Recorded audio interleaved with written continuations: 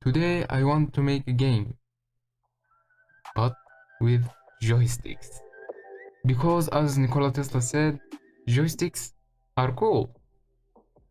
2021.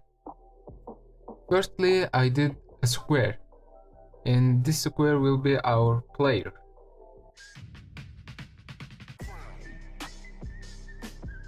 Then I placed him in the scene and made a platform so we can put our player on. And I added physics to the play. And after some coding, we can move. Okay, that's weird. Okay, now I have a working movement.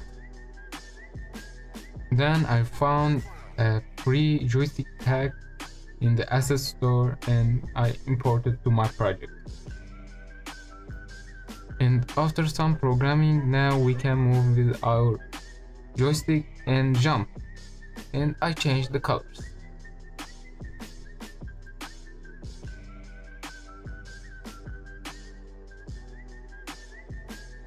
And now it's time to add some pew pew. You know what I mean?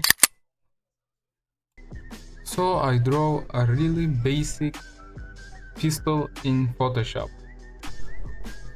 Wait, yes, that's better.